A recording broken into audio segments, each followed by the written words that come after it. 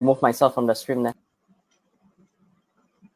Don't worry, it's fine. It's fine. I think you can come back.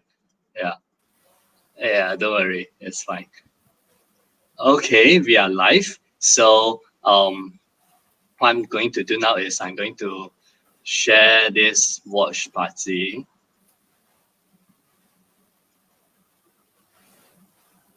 How do I do so?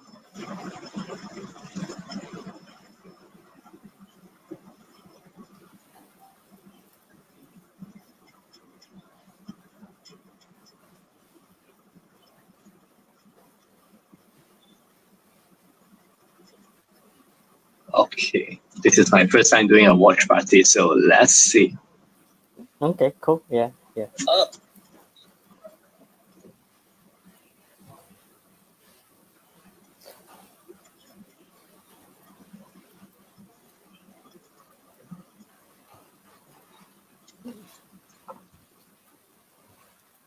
Well, you're chatting with everyone as well. Yeah, I'm just gonna hit and maybe I'll host a watch party on my side as well. Awesome.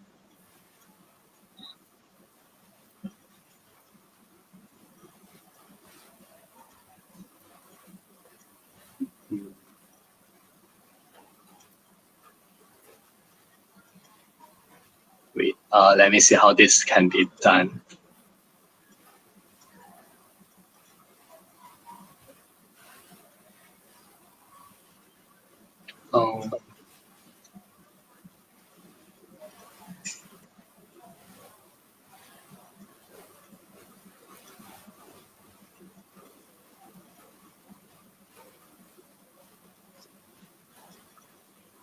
Well, there's a lot of usually at night it's quite happening around 8-9 o'clock.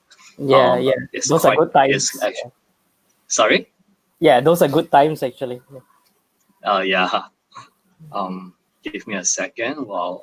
Hi everyone. For those who are just here, we'll be starting in a second. So hang out with us. If you have any questions, feel free. If you have any questions ahead of time, feel free to ask below at the comment section.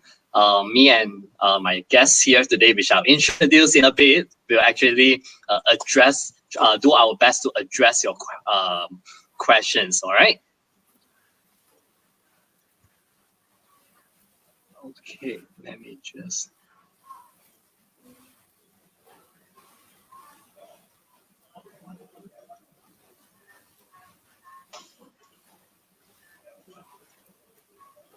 Okay.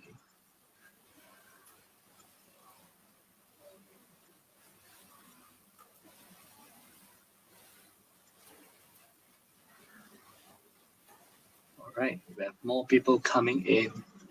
Awesome.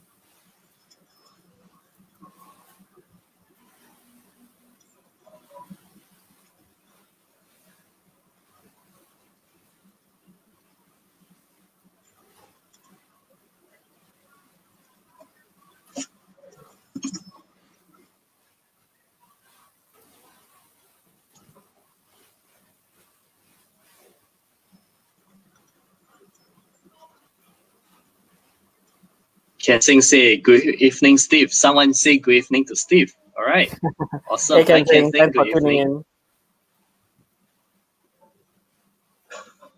All right. For those who are just new, just in, we are starting in a bit. So, okay. Kensing actually asked Steve, how's baby Ian? Okay. Baby's doing well. Yeah, thanks for asking. That might be a relevant topic to explore as well, actually, later on. Yeah, we are actually for Kensing's and anyone here that's just started a family, or you're expecting a newborn, or you have a family. We'll actually talk a little bit about family finances in a bit. It will be very, very interesting. All right.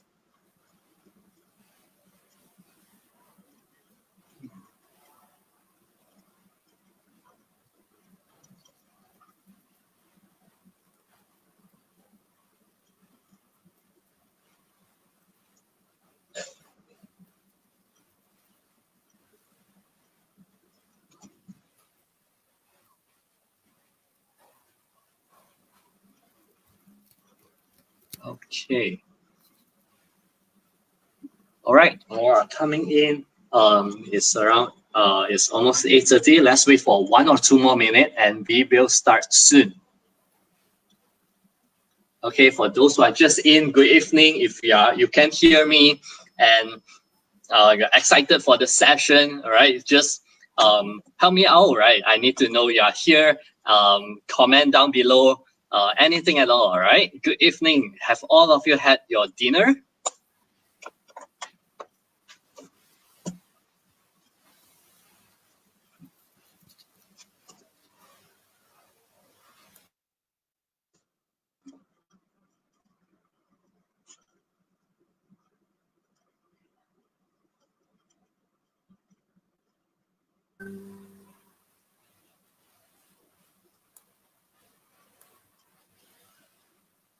All right, we are almost there.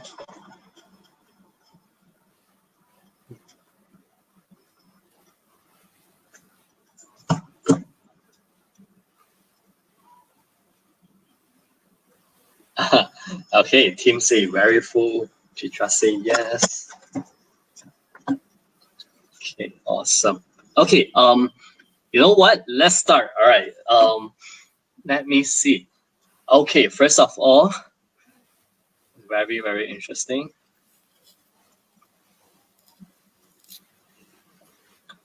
All right, so good evening, everyone. So if you are here already, it's 8:30 right now. Without further ado, let's start. Okay, so again, very, very good Saturday to everyone.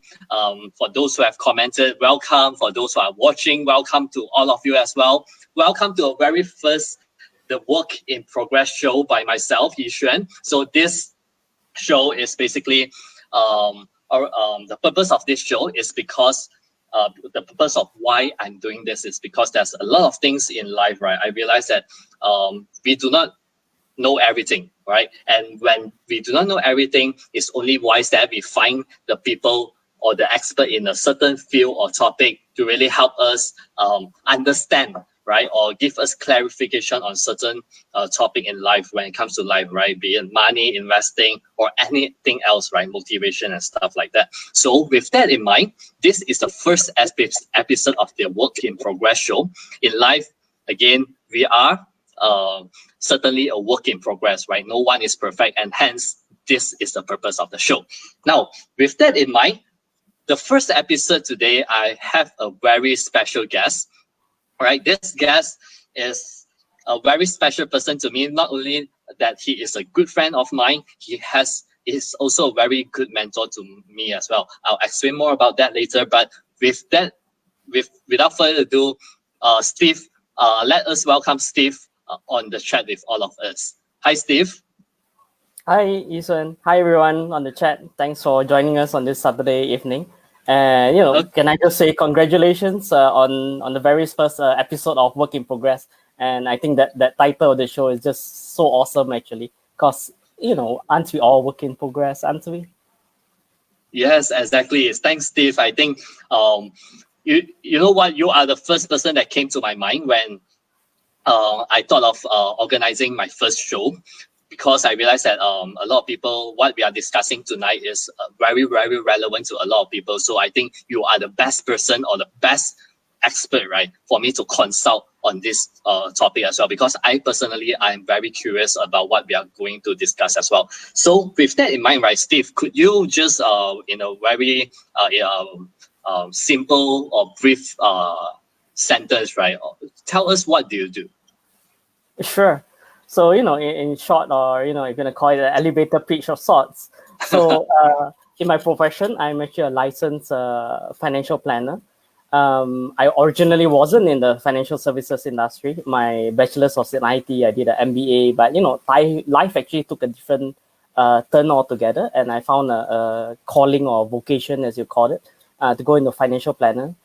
So, I got a certificate in financial planning, and now I'm practicing financial planner with Wealth Vantage Advisory. I'm also the Chief Knowledge Officer there. And I'm also the founder of quite popular personal finances site as well, MyPF.my. Yeah. Okay, thanks, Steve. Not only that, right? Just for everyone's information, Steve is also my personal financial advisor. So he has been since last year. He has been helping him, giving me a lot of great advices on how I should structure my finances, my personal finances, my income, and everything to really help me realize my goal, financial goal in life, right? So I think Steve, I'm very, very happy to have Steve on board to really help help us with all the questions that we're gonna have on the finances in times of challenging times right now. Okay, now without further ado, right, let's move on to the how everything works right now, right? Because Steve, I understand that you are licensed financial planner. So with that in mind, right, could you roughly share with us what are the difference between a licensed financial planner? Because people always confuse, right? What licensed financial planner, insurance agent, and stuff like that. So tell us what are the difference between what you do and what the others like insurance agent are doing.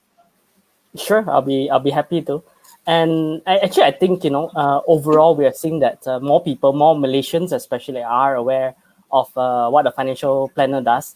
I think if you're asking the average Malaysian, say 5 years ago, what is a financial planner, and you would get asked back, oh, do you sell insurance? Do you sell unit trust or something along those lines? But what we're actually seeing is that there's actually a growth in knowledge, actually a growth in interest in personal finances, especially during this period. We're seeing that there's more content being created on personal finance as well. So then how does a licensed financial planner fit in? The key thing is that a licensed financial planner actually works works with everyday Malaysians to just make a financial planning process that's actually focused on you. So it's all about your needs as a client, what's in your best interest, and it covers the whole holistic spectrum actually. So we are actually licensed under the Securities Commission and Bank Negara in Malaysia. So it covers everything from financial planning, which is actually a regulated activity in Malaysia. Even the term financial planner is actually regulated by law in Malaysia. So you actually need to have definition. Yeah. And there are Okay. fines actually if you misuse the term actually, which can include a significant fine or even a jail term. So in order to get started to be a financial planner, you would need a certification, whether that's a CFP, certificate in financial planning, there's Islamic financial planner or IFP certification, or there's also RFP or registered financial planner certification. But certification is just the beginning of the process. Actually, you still need to get licensing to be a financial planner. But actually, the more important part of it is actually working with and on behalf of your clients, knowing where they are now, what's the journey they are heading forward, and in a holistic way, covering everything from investments to wealth preservation, estate planning, wealth protection, covering your life insurance, your other assets. So even taxation. So, it's very holistic. It covers from end to end, actually. So, rather than being on a very small area, it's much wider in scope. It's very customized towards the individual and their journey. Yeah. So, it's a journey, whether you want to call it towards retirement. But, for those who are actually in their 20s or even 30s, retirement might seem like this, really far off concept, Yeah, it doesn't really resonate. So, whether you're quite financial independence, financial freedom, it's all about, having that journey and having, someone who's qualified walking together with you on that journey.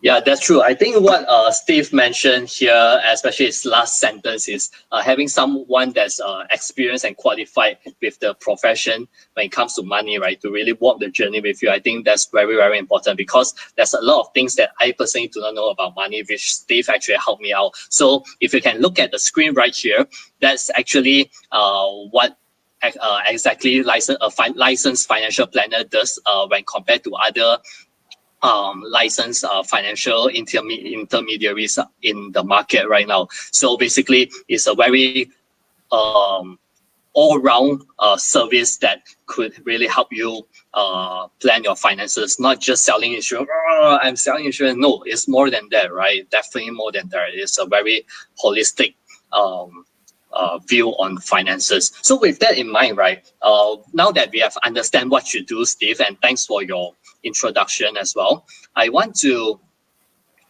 move on to our first question today, right? Because I think a lot of you here today, right? Before I continue, may I know, how many of you are working in? How many of you are affected in terms of your income by COVID-19 or MCO? If you are affected, just comment yes below, or if you are not, just comment I'm fine, right? So the purpose of me asking this is because obviously our topic here is managing money in times of crisis, right? Especially right now is a very challenging time, and I really want to know if in any way how me and Steve, we can help you with your challenges here tonight. So very simple, if you are your income are affected by COVID-19 or MCO, just type yes at the comment section below. And if you have any questions at all, feel free to ask in the comment section as well. All right. Okay, so with that in mind,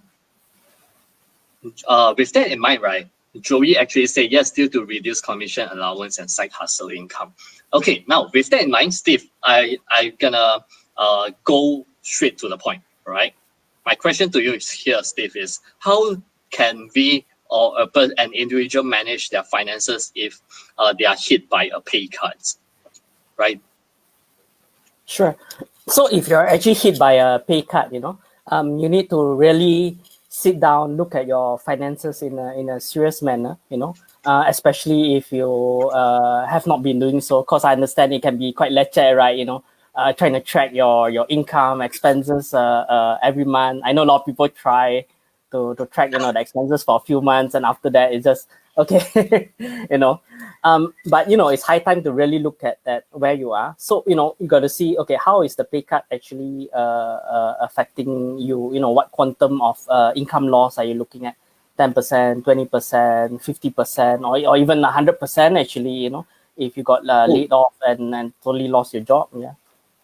You know what, Steve? Now that you mentioned this, right? For those who are watching, if you don't mind sharing, right, just share with us roughly how much in terms of percentage that your pay are affected, right? Or your income are affected, right? So me and Steve can better help you out with some of the strategies or techniques that you can use. Okay, Steve. So sorry to interrupt. Could you share with us some what do you have in mind, or what are some of your wise strategies? Sure. So the first thing that you need to know is actually if your income is unstable or you are already having a pay cut or job loss, is you need to know what's your MVF, your minimum viable finance. That means this is what you need just to survive. Actually, this will be excluding all the various wants, all the things that are nice to have, but just your basic needs. So for most people, it would be a roof over your head. If you don't have to pay rent or you're still living with your family, then good for you, because that's one expense that's not there, because that can be quite a hefty chunk. Other than that would typically be food. So if you're not sure how much your food expenses are, you can just try and think and see how much do you spend on your meals in a week, or it can be on a daily basis. How much do you spend on your food and drink on a daily basis, and you just times that number by 30 to just know what's your minimum viable. And beyond that will be to see, what other things are actually key expenses in your life. It may be at different things depending on your stage of life. You might, for people who are typically, say, already in their 30s, chances are is you might already be having a number of loans actually, whether it's a property loan, hire purchase loan, or even if you're 20s, a lot of people would still be carrying student debt, for example, PTPN, or from other debt as well. And also there may be things like credit card debt, etc. So the first thing that you should do is know your minimum viable financing, and then see, okay, with the pay cut, are you still at least able to cover that minimum viable financing level that you need to have? And then after that would be to make sure that you have fully optimized all the various Prihatin and other packages, loan deferments, take as much of those as possible. Do everything that you can to actually ease up your cash flow. At least it helps you for the next 3 or 6 months, depending on the type of the deferment. Various options are there as well. Even things like the EPF I Lestari, where you can withdraw 500 ringgit from your EPF account too, provided that you have a balance. And even if you haven't withdrawn yet, actually, you can actually just jump in at any time, and it will still continue to give you that 500 ringgit. If you took it from the start, it'll be actually for 12 months, or total of 6,000. If you jumped in, say, 1-2 months later, then you might get 5,000 or 4,000, depending on when it is. So with that, the extra amount of cash that you have, you can actually calculate, okay, what is your runway, all right? So the term runway is widely used among entrepreneurs, startups, etc., to basically calculate, how many months that your business or your startup can survive. But even if you're not running a startup, you actually need to calculate what's your runway for your own life, actually, what are the things that you actually need to cover, and how long will you be able to survive, actually. So calculate out how much you need to survive, take advantage of all the various things that are there. And if you do have a little bit left over, especially if you have things that are that you will need to pay off, or things that are carrying high debt, these will be things like credit card debt, where if you don't pay off your balance in full, and you might be charged, ding 15 to 18%, or you might be carrying a personal loan where the effective rate, might be 6, 8, 10% or higher, and you have additional cash. You might just want to, at that point of time, just use the additional cash flow that you get from all these packages, deferments, etc., and just clear off all those high interest debt. So at least it gives you a little bit more breathing space in the short term, and over the medium term, it actually helps ease your cash flow, actually. So it also will further extend your runway ahead.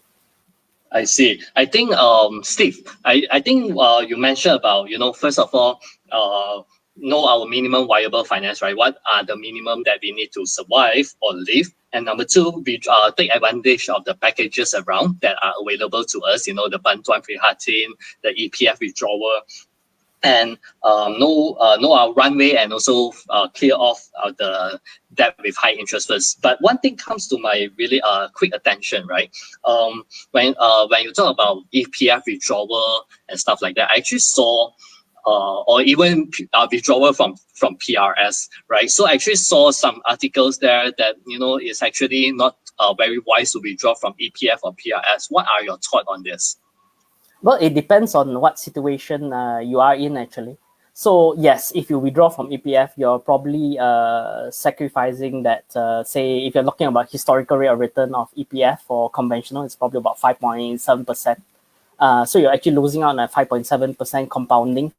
But if your key thing is actually to survive, to make sure that you have enough to cover all your needs during this period of time, hey, I would say survival comes first, actually, and to go ahead and just take that, since it's available and it is your money, and use it to cover that. In terms of priority, I would actually say that the best ones to opt for, if you're talking about packages and options available, would actually to take the deferment on your hire purchase, followed by your property. After that would be your EPF. And only if you really don't have a choice and are affected, then only to take it on for things like the insurance premium deferment for that 3 months, because that period is just really short, and you will need to pay it back as well. And there are actually other options as well. I'm not sure if the time to cover that, but there's other options as well. If, for example, you're finding that paying for your insurance premiums is also a challenge, there's also ways around that. And as for PRS, you can actually withdraw from your PRS account, and it's actually non-taxable. But the issue with that is that depending on the type of PRS you took, for example, if you took actually one of the more aggressive PRS, even with the market downturn, and although there's been a slight correction, your PRS is probably still in the red. So if you actually liquidate your PRS at this stage, you will actually be realizing those paper losses at this stage, actually. So, you would actually set yourself back even more. Oh yeah, that's very true, because personally I put some money into PRS as well, and I'm also experiencing some paper loss as well. So obviously what Steve said is very correct. If you withdraw from PRS right now, you are very likely, if you are investing into a very high risk fund or more growth related funds, right, you are very likely realizing your paper loss as well. So with that in mind, right, thanks Steve for helping us show us what are some of the best choice to the not so best choice that we have in times of when it comes to the withdrawal, right, or the options that we have. No, now my question to you, right, is say, right, as an example, some of the people like Joey and Dan actually commented their pay cut ranges from 20 to 40%, right? What advice do you have for this specific group of people, right, where their pay cut is, as an example, they could be earning like 5,000 a month prior to that. Now their pay cut 40 or 50% hit, right?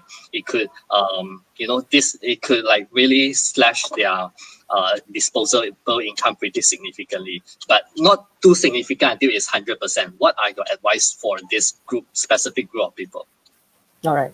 So for this specific group of people, you need to have the mindset actually that right now it's actually just to survive throughout this period. That, no matter what happens, there's this saying that these too shall pass, whether it's good times, whether it's bad times. So you just want to just survive this period. So it really also does depend on, your current state of your personal finances. The common saying of having, 6 months worth of emergency savings. So if you had that 6 months, that buffer would definitely be very helpful to tide you through this period as well. Another common figure, percentage-wise, for looking at personal finances, is to actually spend only at most 60% of your income.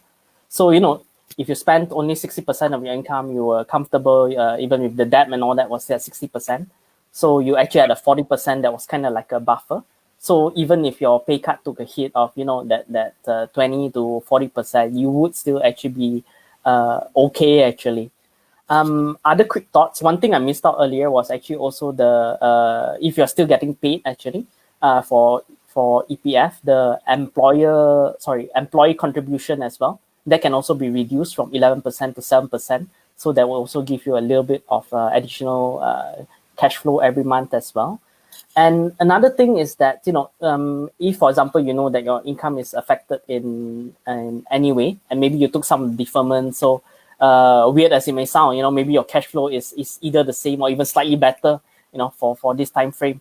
And then, you hear about, markets having gone down, it's a good time to invest. And, you feel that, maybe people around you are investing, or, there's that sense of FOMO or fear of missing out, don't, and I repeat, don't go ahead and invest at this point of time, because the most important thing is actually just to make sure that, you can actually survive actually. So, still, try to keep that 6-12 month buffer there, and make sure that you can just survive during this period.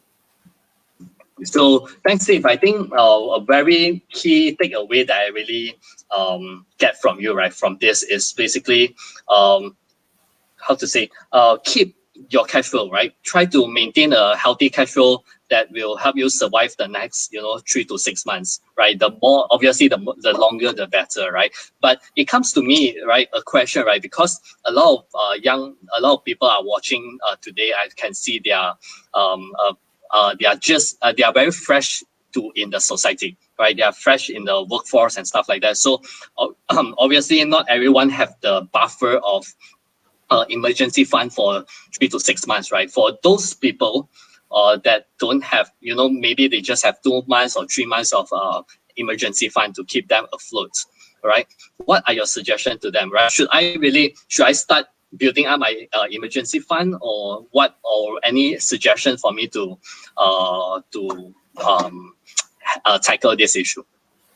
If you have the capability, yes, you can build up that emergency fund. But even if you can't, look at what options that you have actually, because most of the time when we're living where we're at a comfortable level, are there certain things that you can actually cut from your expenses just to keep costs a little bit lower as well. For example, maybe your streaming Netflix subscription, is that a need or a want? Consider also any other options that would help reduce expenses as well. For example, you may move out from your home, but if you really must move back in you're young, move back with your parents. I think that's totally fine actually for this period of time. Another way would be to look at ways to increase income as well. For example, if you're renting a place on your own, there's an extra room, you can try to get a tenant in that would help to reduce the cost as well.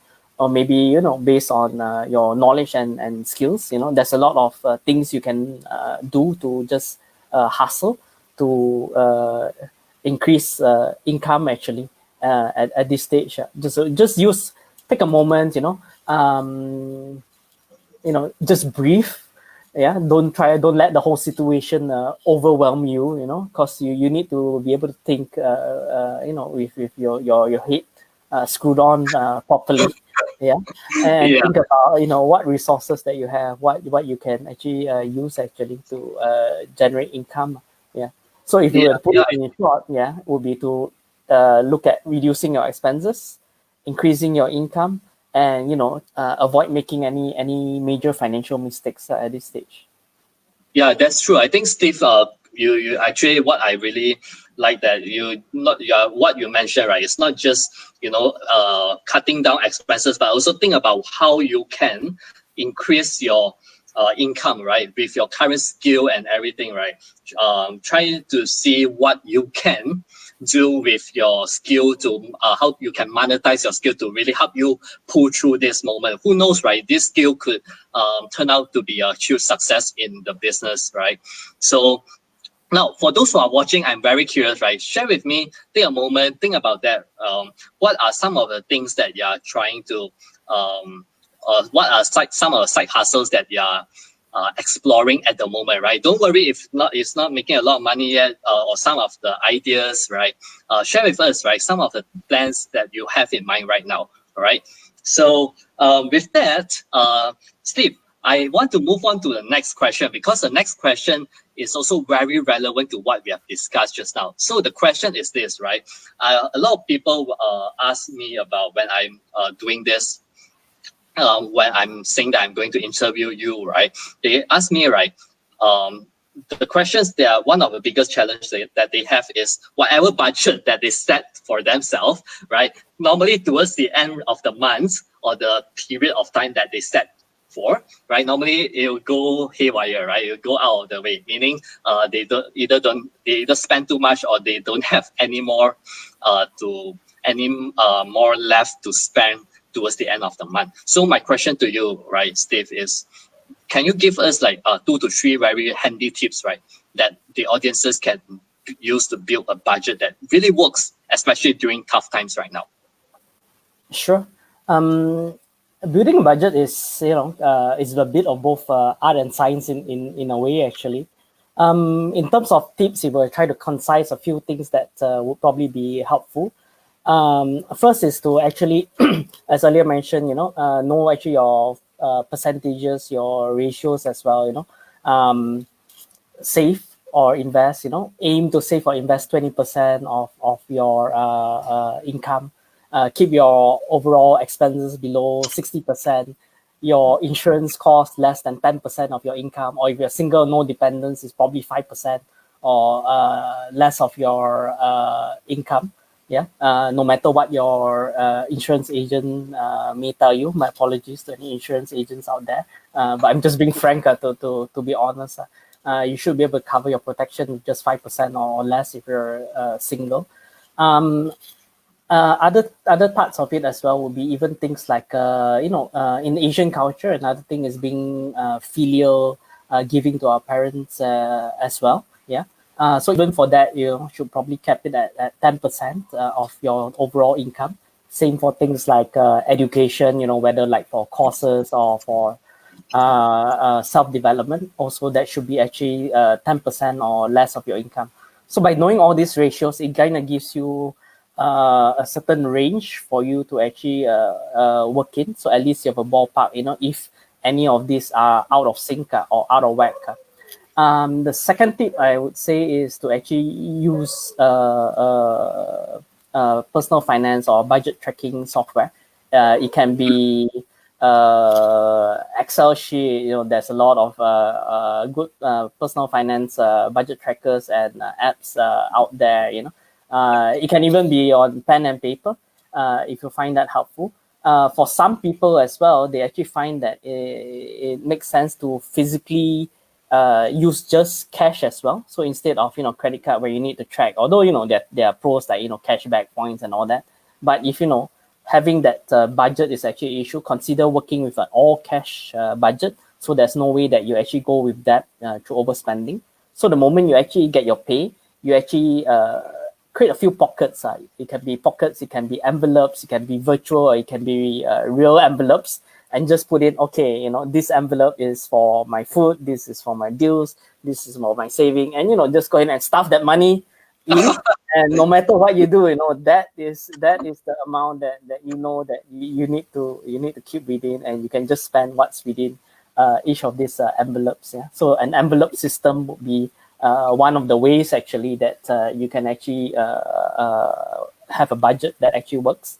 A third tip would be probably to not budget right down to the last ringgit, because life happens. There's going to be unexpected things that happen. So always have a little bit of buffer. Allocate most of it, but don't allocate all of it. Have a little bit for the unexpected things that happen.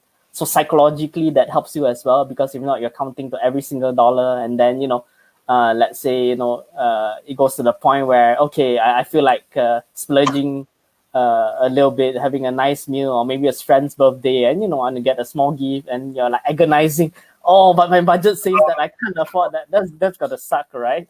So have a little bit of for all those.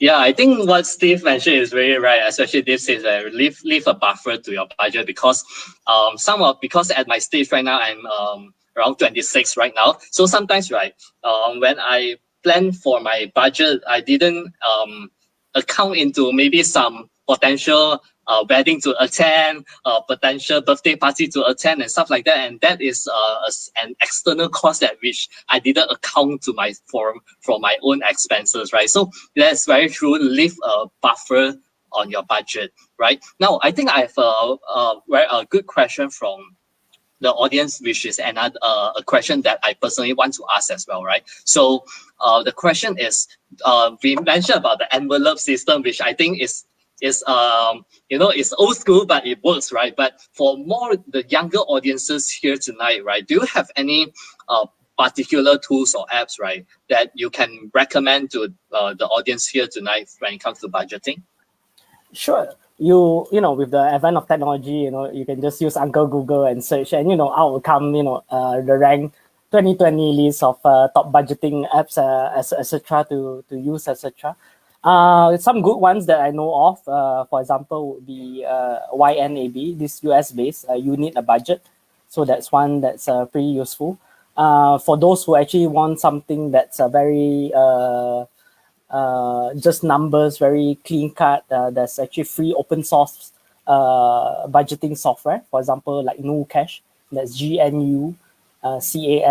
So that's NuCash. There's also another one which I used to use as well. It's called Good Budget, GOOD, Good Budget. So it actually has both an app as well as a site. It all syncs up as well. The Good Budget one works very much like the envelope or pocket system, just that it's all on the app itself. For myself, I've used many different software budgeting apps. From way ago, things like Microsoft Money. So if you know Microsoft Money, you're probably in my generation or older, actually. So showing my age there. But right now I've actually no longer use any budgeting software, actually, because what I actually use is actually my own personal finances review file. So it was actually an Excel spreadsheet that I started working on probably almost 2 decades now. from a simple Excel file, and I started adding on various parts, bits, and pieces to it. And one of the worksheets in there is actually a budgeting tab actually. So it gives me a month by month blow down of what's my budget for the month actually. And if you guys are interested in getting a copy of the Excel template and all that, you can actually go ahead and sign up for free actually on the MyPF site, and then there's actually a link to download the Excel file that I use. Okay, now that Steve mentioned about this, right? Hold on with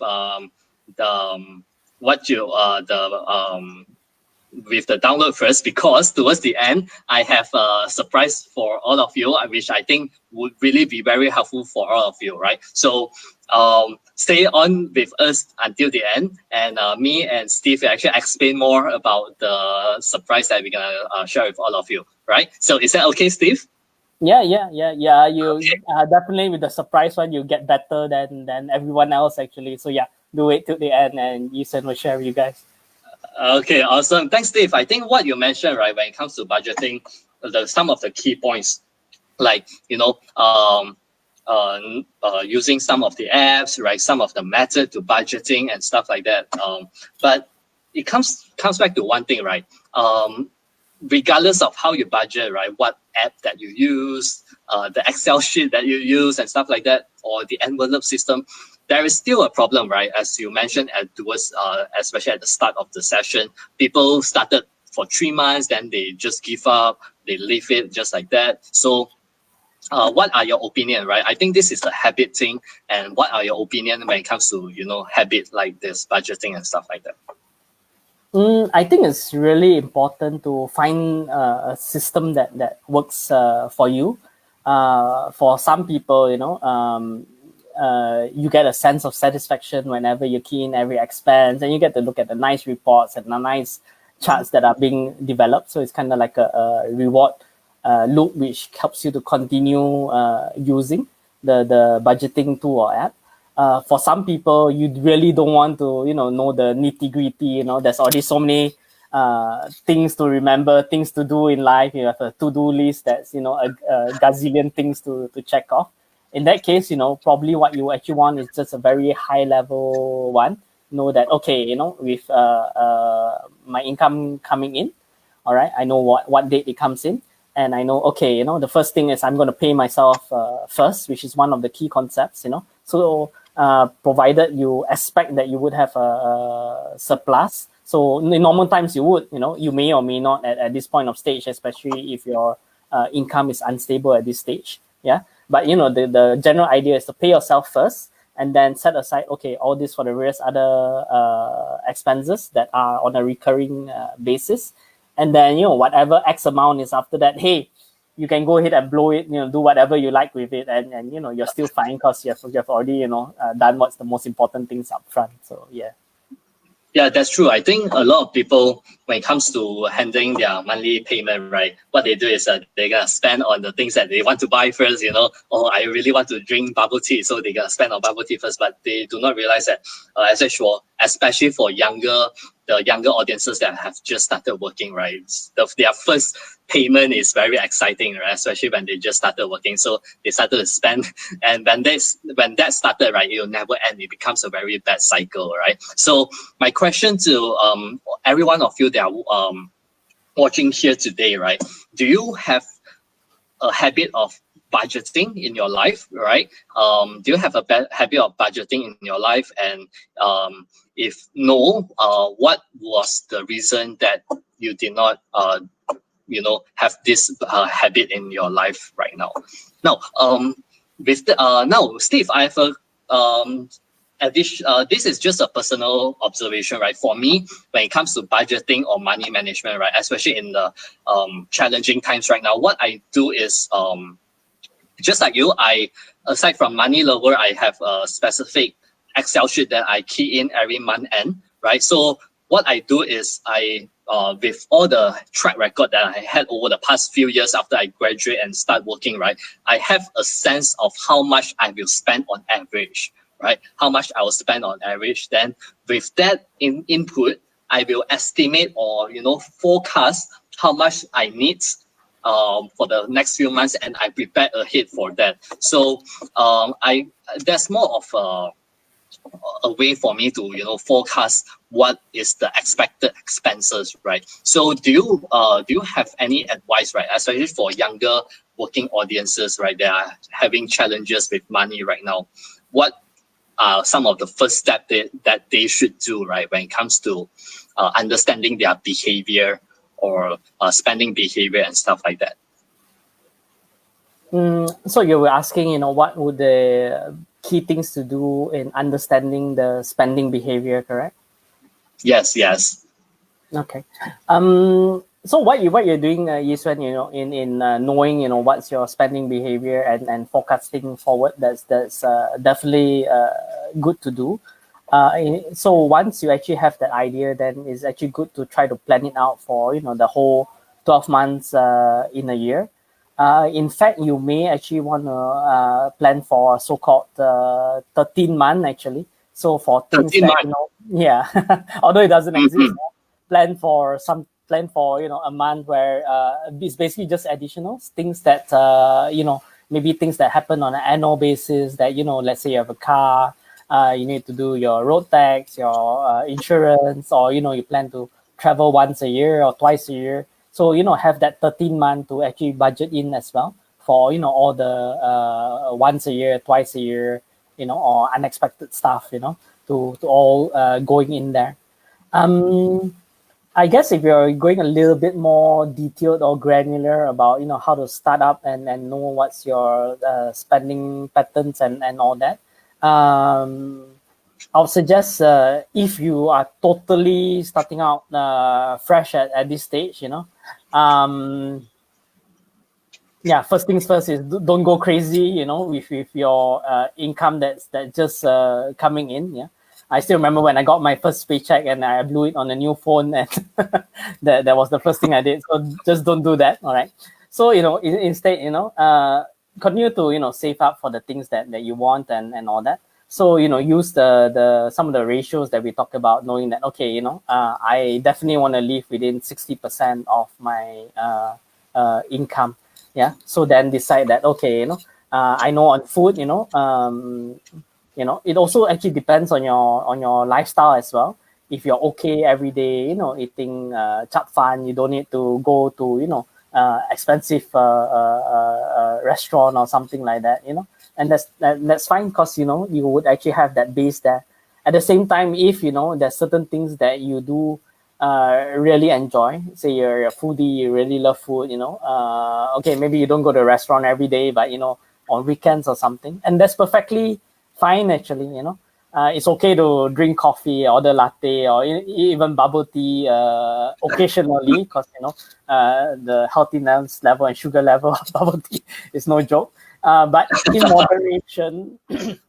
moderation, you should actually just go ahead and also budget in the things that you like and enjoy actually. Yeah. So just build around that. Okay, thanks, Steve. I think the key thing that I really get from you is really if you are just starting, for those of you watching, right? If you are new to the workforce, you are just starting and stuff like that, you are less than 2 years into a workforce, the key is really really start using some of the ratios, right? Spend within your less than 60% of your income, right? The rest, what you do is you're gonna plan ahead, you're gonna save, you're gonna invest and stuff like that, right? So now I think a lot of people actually ask me a question, right, when it comes to investment, because we briefly talked about investment just now. So my question to you is, do you have any tips, right, for people, especially now that with this context of this current challenging situation that we are facing in the market or in the economy right now, right? Do you have any tips for the people that are listening here today, if they have, after doing all the money management ratios that you have suggested just now, do you have any tips for them, right, if they have some extra money to invest and they want to invest? Sure. Before I jump into where to invest and all that, so just a couple of things as well. First is that your emergency savings, your mojo fund, or whatever you want to call it, is actually good to have that buffer up at the very minimum 3 months, before you even look at investing. And kind of tying in a little bit to the earlier question that you were asking as well, Xuan, on having that setting up your budget, especially when you're new. So to just make sure that you actually have those funds to invest. Another couple of quick thoughts that just came to mind as well. One is really to be careful about lifestyle creep. That means whenever you get an increment or additional source of income, or maybe your side hustle is working well, to actually set aside that amount going into saving and investing, rather than spending more and increasing your lifestyle expenses. All right. So with that out of the way, looking at how you actually invest and allocate your funds. To me, it would actually be a two-step process. First is to actually see, where are all your current investments currently? What have you already explored in investing? What are you already using? For a lot of Malaysians, it'll be things like fixed deposits. For some, they may have unit trusts. And in today's world as well, with fintech rapidly being in the picture as well, you may have dabbled a little bit into robo-advisory, investing through ETFs, etc. So the first is to see how and what you're currently familiar with. And then after that would be to actually take a step back, because a lot of times for Malaysians, what we actually do when we invest is that, okay, maybe we hear that, oh, this sounds pretty good. We hear it from a friend, or maybe someone approach you, or you read an article online, it sounds interesting, and you put in a little bit of money. Okay lah, try lah, see, how it actually goes. But I would actually suggest a better approach actually, rather than having all these bits and pieces, is to rather have an overall big picture where you actually want to be financially. How would your ideal investment asset allocation actually look like?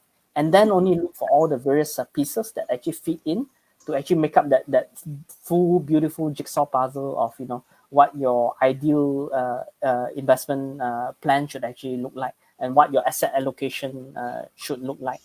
So you would want to maybe look a little bit into asset allocation, and just to share briefly what is asset allocation.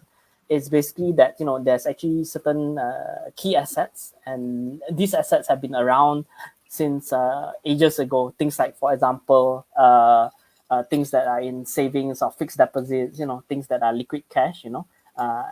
That's probably for most people the first form of money that they actually come in contact with. Secondly would actually be property, also known as real estate. And for those curious, the word real estate originally came from royal estate actually. So actually in the olden, only royalty could only own property, but then after a period of time it became accessible towards the masses. And back from hundreds of years ago, and it's still true today, people still hold property as part of their investments as well. Thirdly would actually be companies. So previously we would actually own part of a company. Nowadays it's much easier. You can buy fractions of parts of companies that are publicly listed, whether you're buying shares or acquiring it through other vehicles, things like unit trusts, ETFs, etc. That would also be part of property as well. And then you would also have fixed income. So fixed income is just a fancy way of holding things like bonds and money markets. So just for a quick idea of how it works, is a bond is basically, in a sense, guarantee that you were actually putting in this money for use of, say, the government, or for use of a certain company, and in return they actually promise to give you a certain percentage return after a period of time actually. All right, so it's a little bit less risky in general, but it also is part of your overall asset allocation. And then you would also have alternate asset classes. So these would be the things that don't fall into all the earlier 4 categories mentioned. So alternate asset classes will be things like commodities, things like gold, silver, precious metals. I would even lump in things like cryptocurrency, peer-to-peer lending, etc., all under the alternate asset class.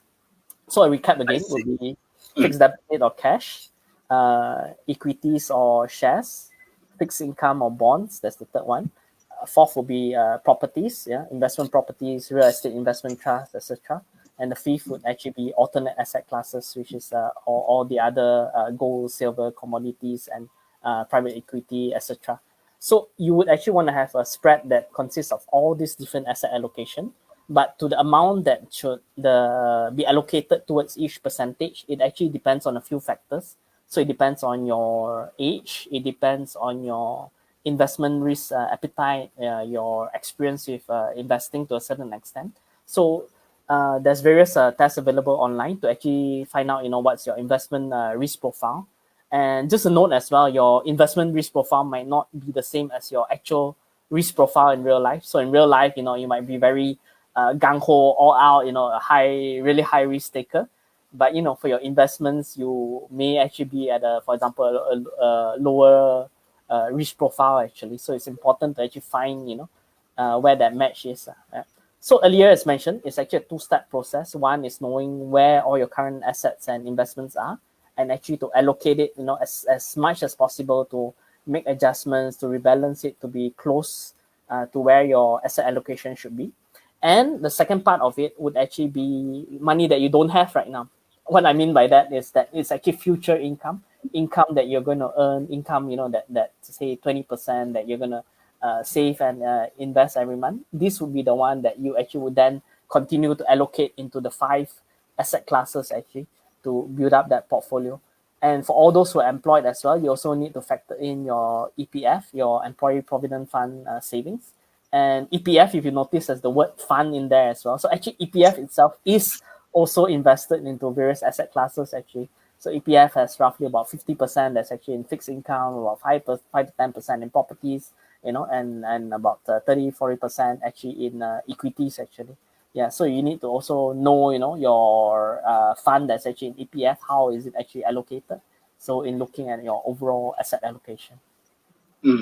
Okay, thanks, Steve. I think you go in quite in depth into what we can do, right? Basically, first of all, understand where we are, then take a step back and work backward, right? What we want to achieve, then we put the piece of the puzzle together. Then also show us the type of investment that we could generally diversify into, right? So if for fellow audiences, if you have any questions, right, feel free to comment at the section below, because I know a lot of you are very interested in this topic. So if you have any questions, comment below. Towards the end, we will have like a few 10 minutes of Q&A session. Just feel free to ask ahead, all right? So I saw a few comments down at the comment section, Steve. The question is this, right? What are some of the alternatives for emergency fund aside from FD? Because reason being FD, right? When you put money into FD, you are basically locked in for maybe 3, 6, or even 12 months. So what are some of the better alternatives out there for FD in your opinion? Sure.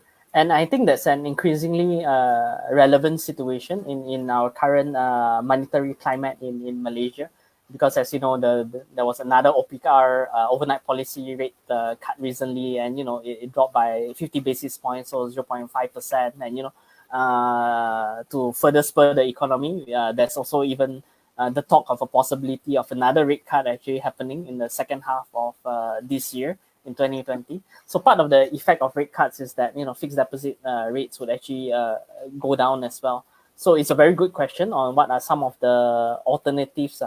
So there are various options. One, for example, would be a high yield savings account, which actually helps solve the concern about the FD having to be locked in for say 1 month, 3 months, 6 months, 1 year, etc. So high yield savings account works like a savings account. The rate of returns would be closer towards FD rates, but so it gives you that liquidity and easy access on money without lock-in. But the rates are not fantastic as well, because it's also affected by the OPR cuts as well.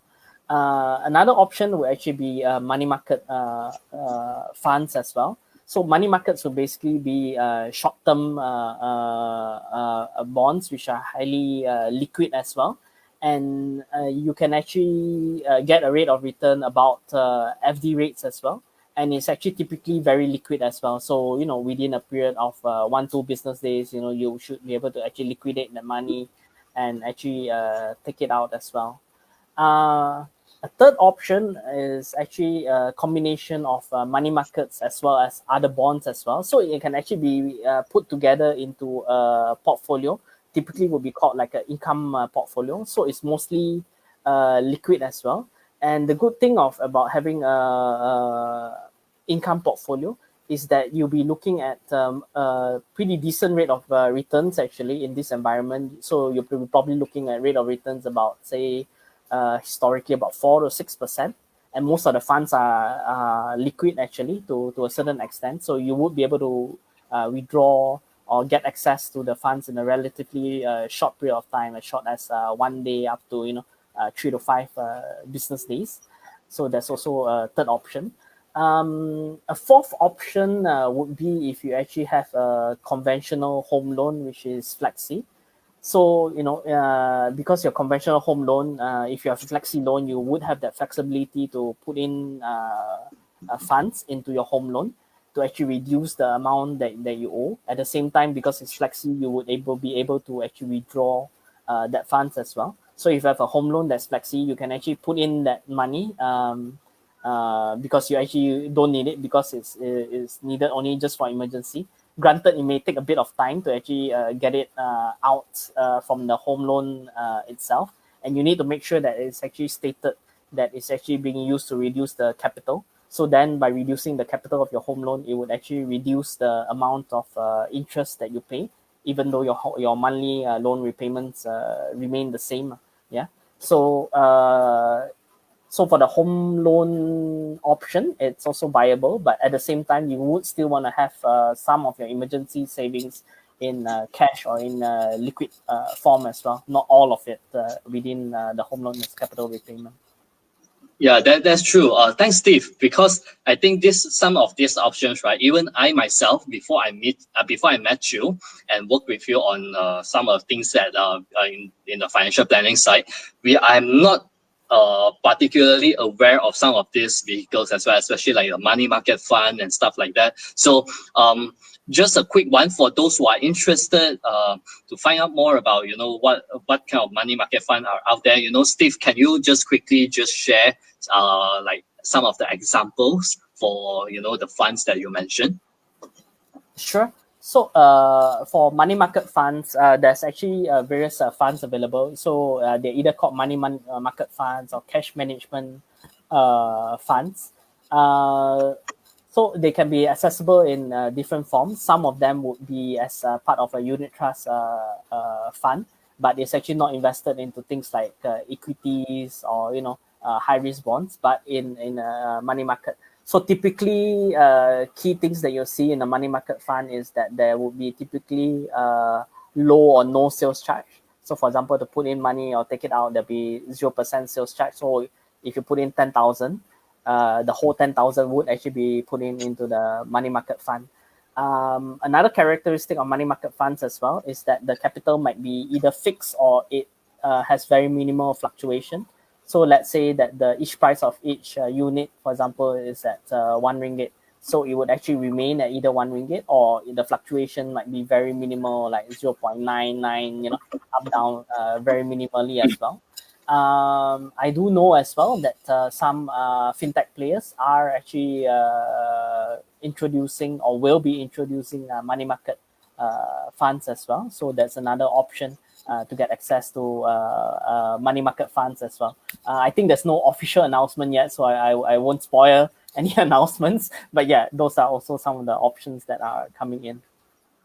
Okay, thanks. Thanks, Steve. So aside from that, right, I want to also quickly mention some high yield savings account, because personally I've been studying about some of the options out there. So for all of you that are listening right now, you're looking for a high yield savings account. Personally, I recommend OCBC Savers.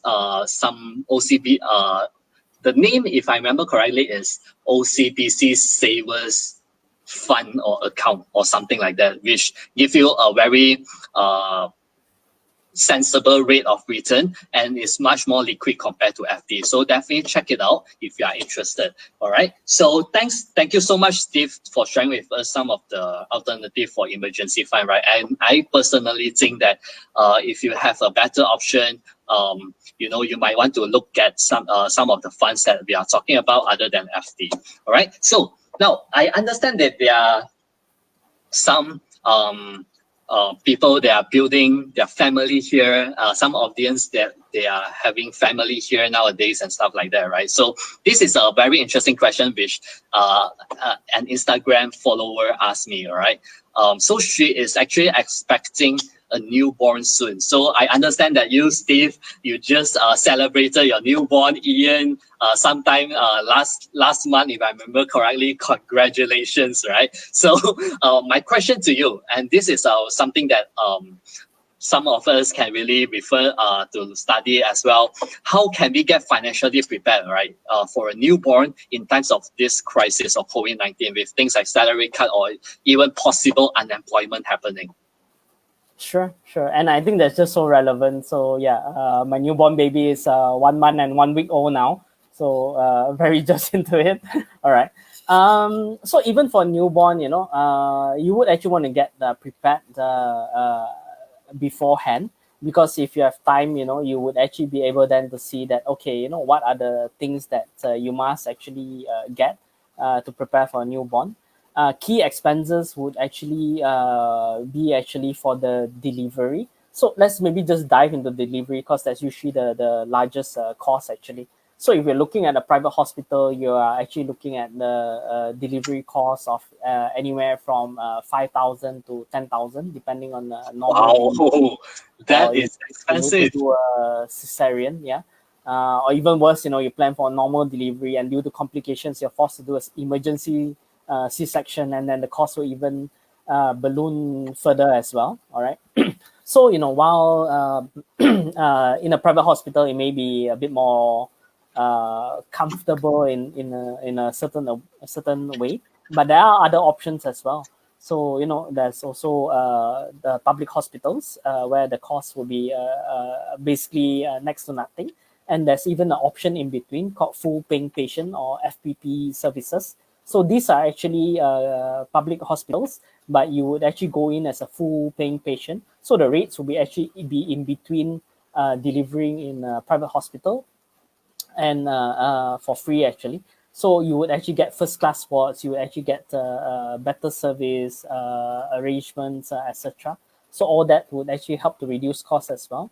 And contrary to the opinion of some Malaysians that our healthcare system sucks because there's a long wait, etc., which is a key gripe or concern of many Malaysians. But actually, I would say that in my opinion, our Malaysian medical system is pretty decent actually.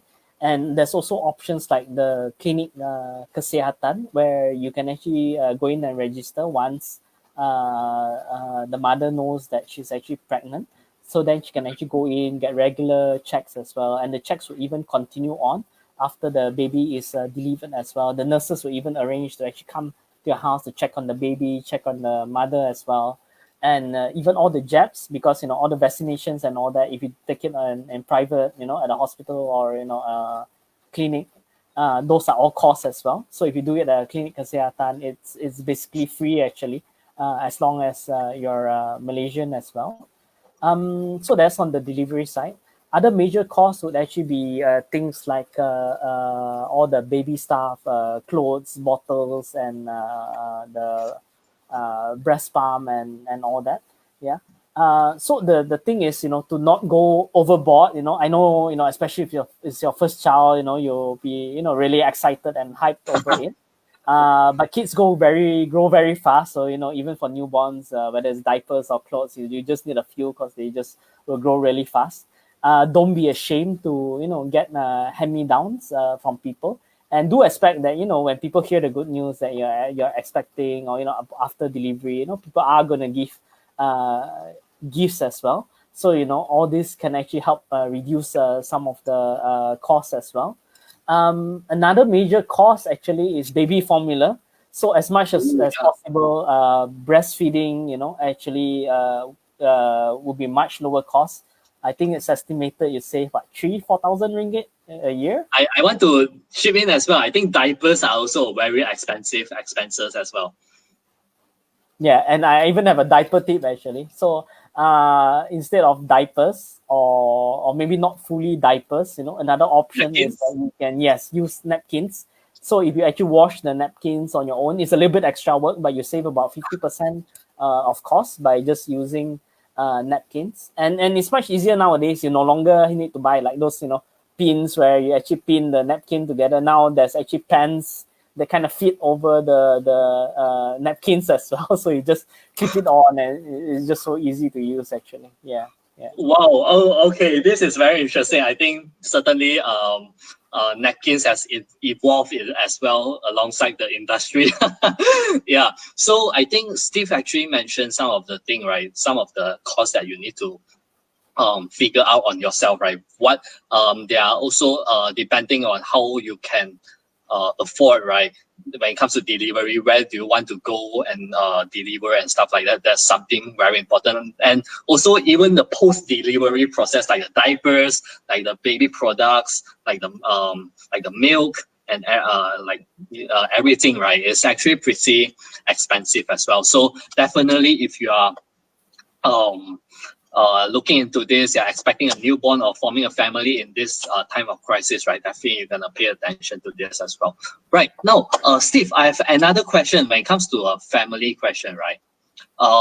Should I still allocate, now assuming I'm a father or mother, right? Should, in times of salary cut or even phase of unemployment, should I still allocate my income for life expenses, as example, the children education fund, or if I have a girlfriend, hopefully soon, should I, save for, a proposal fund or stuff like that? So what are your opinion on this?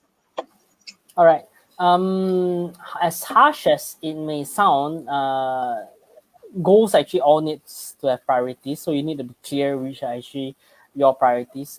In my opinion, the first priority is actually survival, making sure that all needs and costs are covered.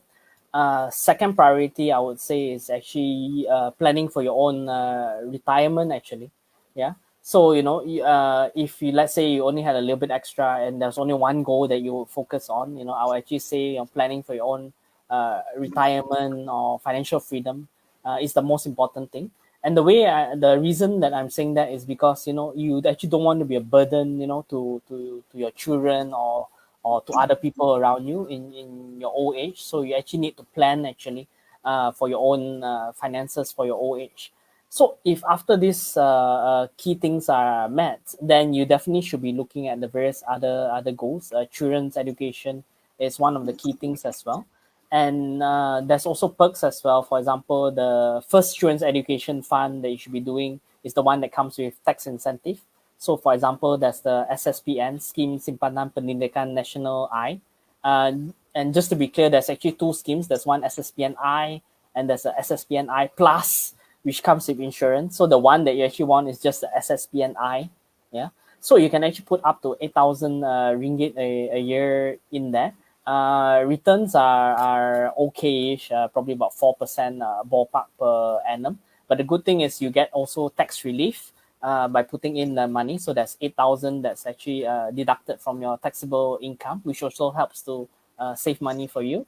At the same time, it also qualifies your child as well to be eligible for PTPN, the National Higher Education loan as well. Yeah. So, at the point of time in a later date, if the child needs a loan for higher education, that's always good as well. And another reason why retirement comes before education is, if, funds are really tight, you need to plan for your retirement. Then from young, tough love maybe, but you got to tell your child that, hey, daddy or mommy, only have X amount, for your education. So you better make sure that you study really hard and get a scholarship, or you're gonna apply for PBN loan. At least get it up. I would say get it up front rather than having it come as a shock as well to your child at a later date. Yeah, that's true, because I realized that there is I just graduated not long ago, 2-3 years ago from a local university in Malaysia. So I realized that there's a huge discrepancy between the fees of private university and local university, which I think if you're a parent at this, if you're a new parent, right, this is something that you should plan ahead and be open with your children, right? What your children should really expect moving forward, and plan this out with them as well, if they are old enough, of course. Yeah. So thanks for the tips, Steve. I think also I want to take this opportunity, right, to actually congratulate you again on your newborn, Ian. Hope I can get to meet Ian someday and stuff like that. All right. Sure, I'm sure you'll be glad to meet Uncle Xuan sometime soon.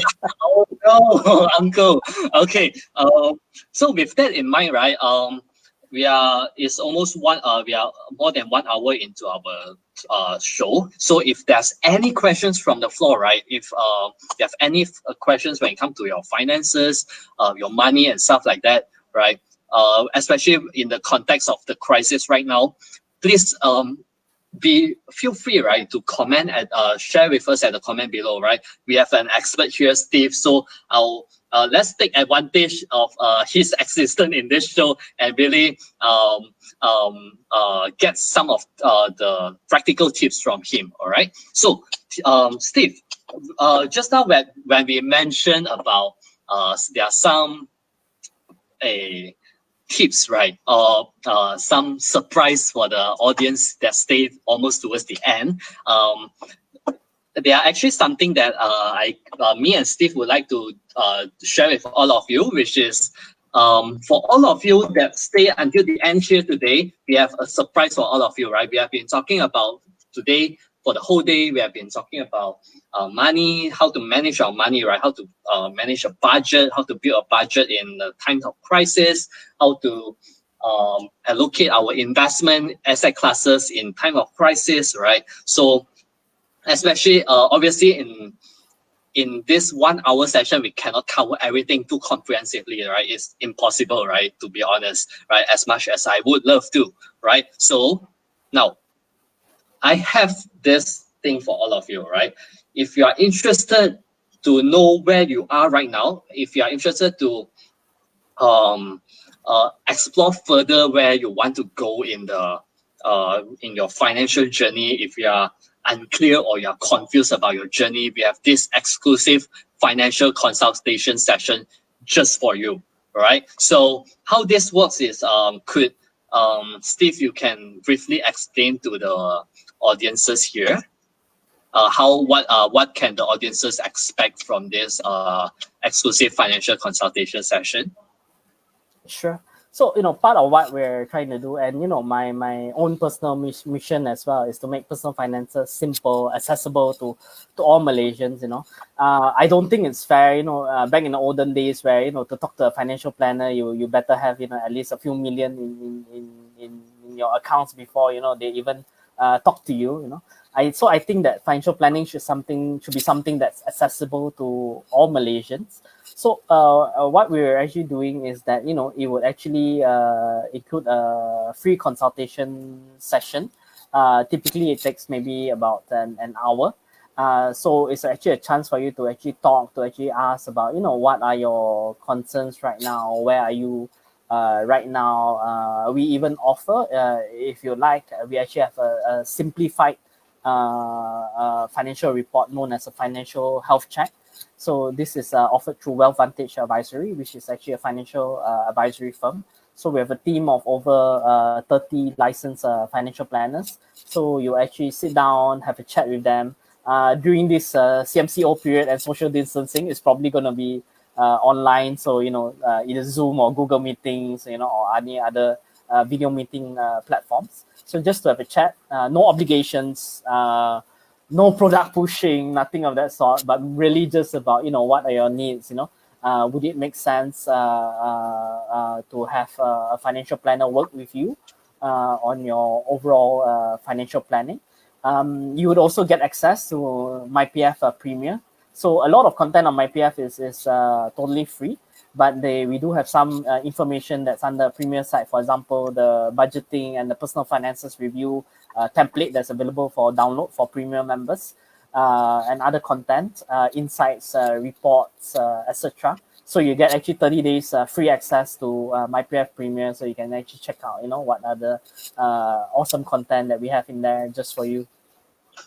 Okay, thanks, Steve. I think thanks for the a brief explanation of what people can expect from the financial consultation session. So again, for all of you, you want to have clarity in your financial journey right now, which I think you should, if you have not been doing anything about your finances before this, you should really take up this free financial consultation session. So it's available exclusively for you that stay until the end. So if you want to claim your financial consultation session, please check out the link at the banner below, bit.ly/WIP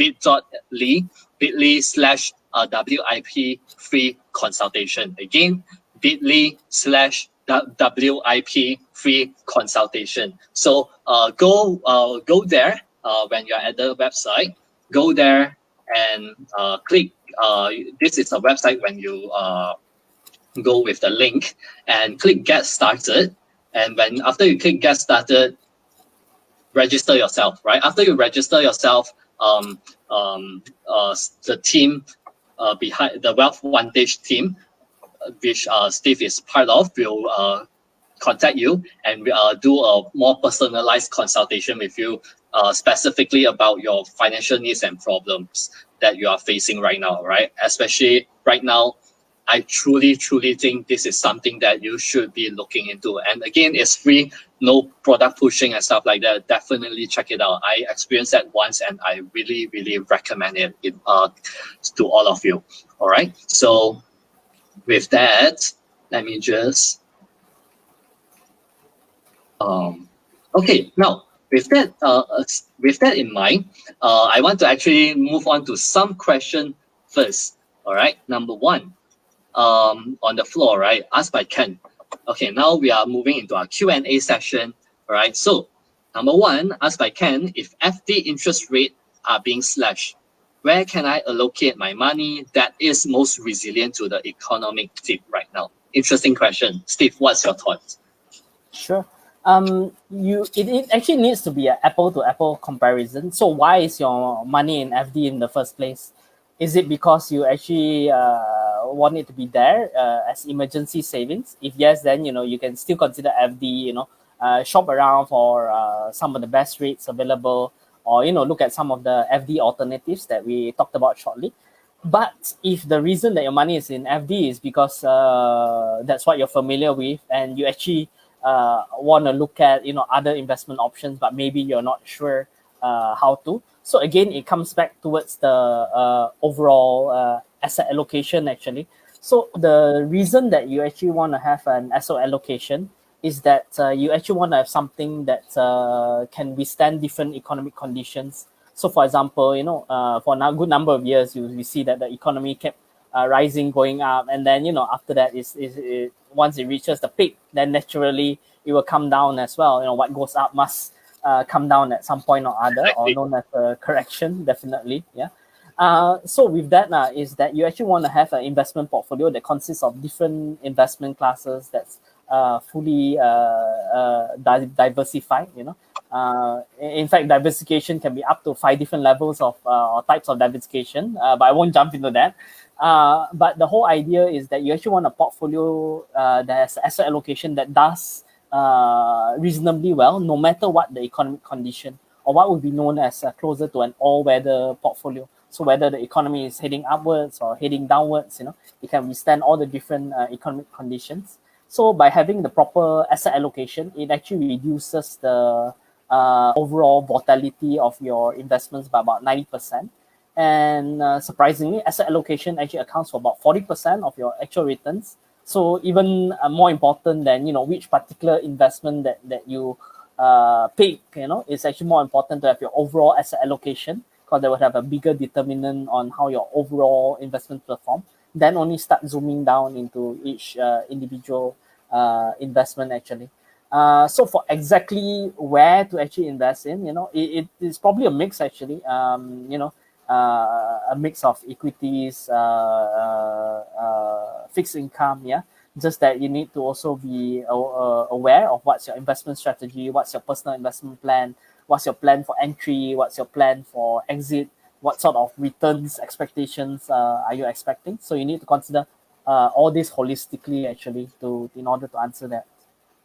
Yeah, I think that's a good point from Steve, right? Start from an aerial view, then you zoom in. And that's specifically what me and Steve always talk about. That's some of the, when it comes to asset allocation, which Steve mentioned about, which is very important. I remember when, during this this past few months, right, because Steve is my personal financial advisor, right, I've been talking to Steve about how I can allocate my asset. I am interested because I invest in REITs. I share about how to invest in REITs and stuff like that. But that's my niche. But other than that, I need to know what other allocation I can do aside from my personal niche and my personal interest as well. So I think Steve and the team did a very, very good job in advising people, especially people like me, on how to locate my asset properly. So definitely, Xuan. So thanks for asking the question. Ken, thanks for asking the question, and hopefully you get some clarity out of this. And if you need a very specific, session catered just for you, definitely check out the free financial consultation session. All right, Xuan. Xuan has a question, right? This is also a very interesting one. What are your thoughts on renting your own home for staying in versus house ownership for the same reason, right? Thinking more on the opportunity cost of owning a house that can be invested or saved somewhere else. I think this is a very good topic that could be left for a more in-depth discussion in the future. But Steve, do you have any thought on this?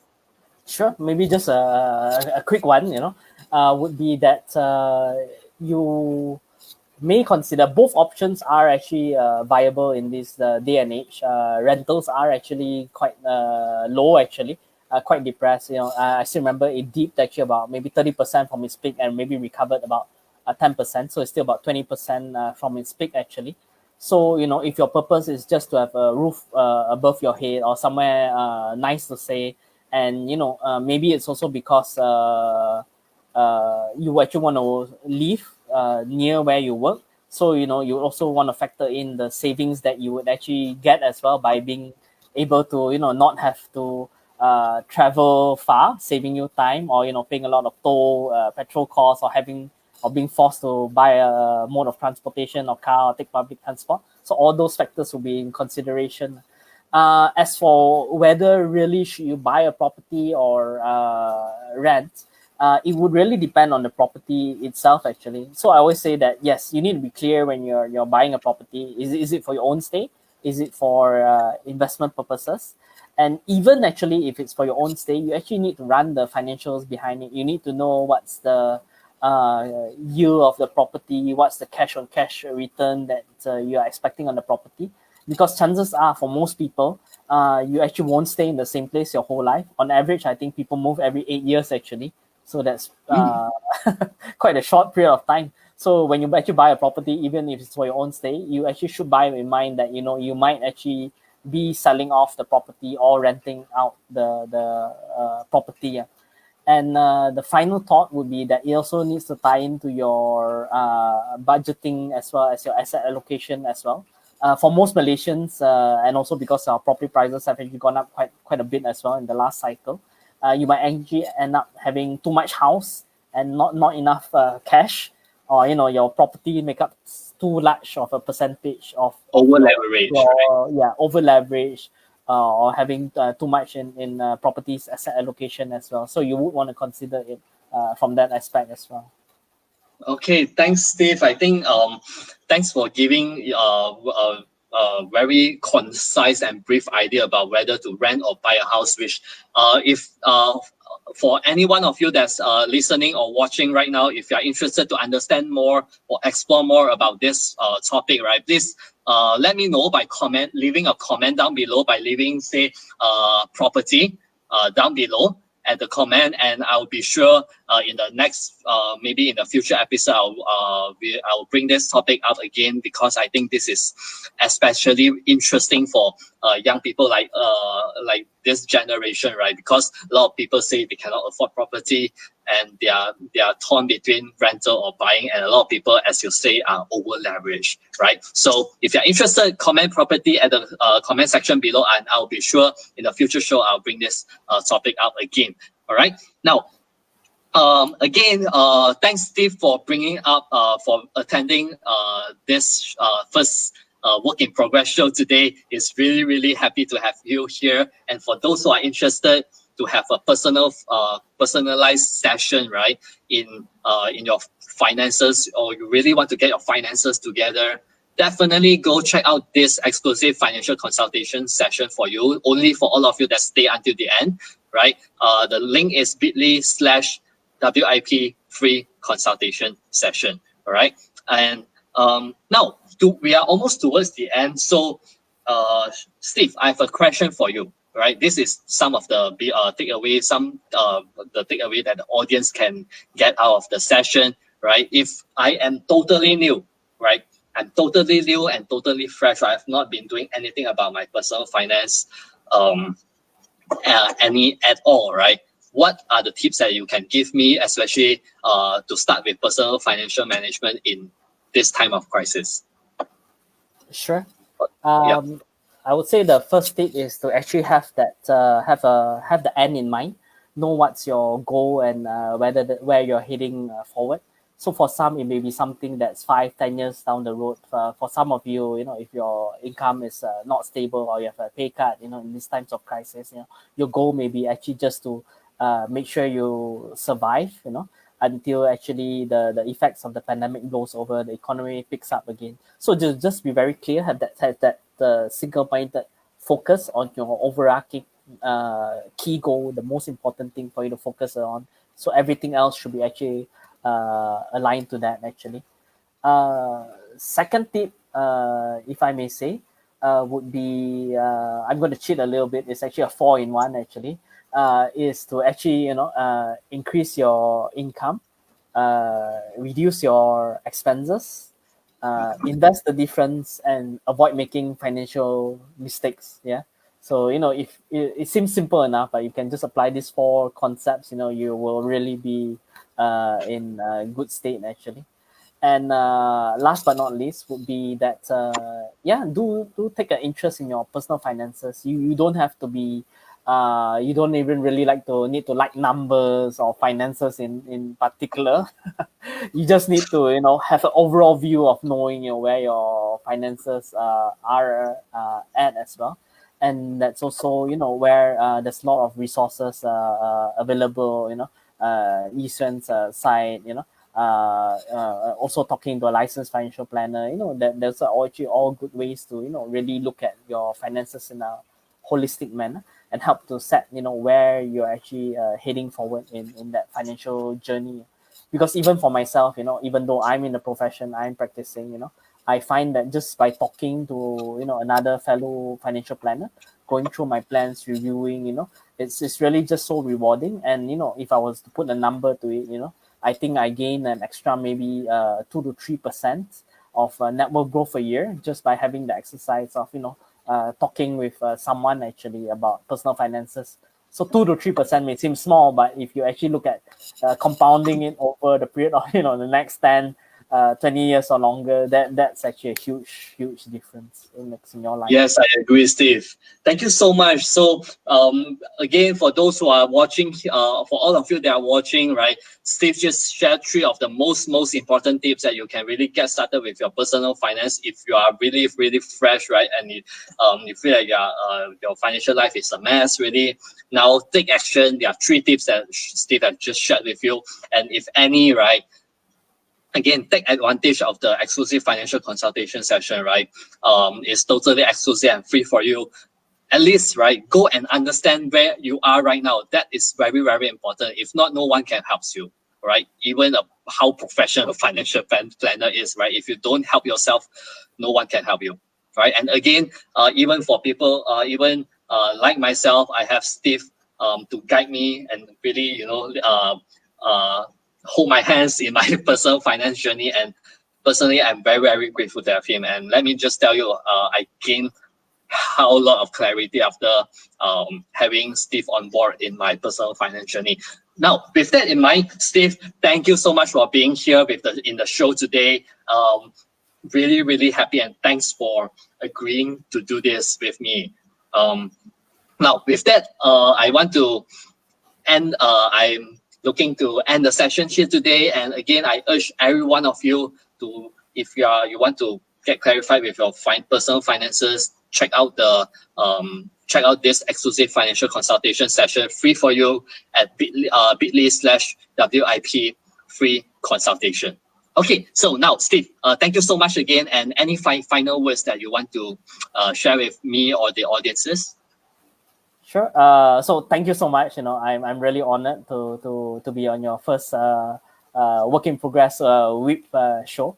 So just know that personal finances is actually a journey. So enjoy the journey and just continue heading forward. It's not a process that's built in a single day, but just enjoy that journey together, and I'm sure you'll get there. Whatever your life goals are. Okay, thank you so much, Steve. Really happy to have you here. So for guests, if you have any other questions, right, about personal finance, or you want to know more about any other future topics, right, in your life, because this is not just about investment, right? Investment is just a small part of personal finance and life, right? So if you have any money or in personal finance related topic that you want to know or understand more, definitely send me a message through my page and stuff, or any other ways that you can contact me, right, through my Instagram and social media. Send your request to me. I'll be happy to listen to you. And because that's something that I'm personally in as well, my life is also a work in progress, right? So let's learn and grow together in this journey. So with that, thank you, Steve, and let's call this session the end. All right. Thank Okay, you. thanks, Steve. Bye.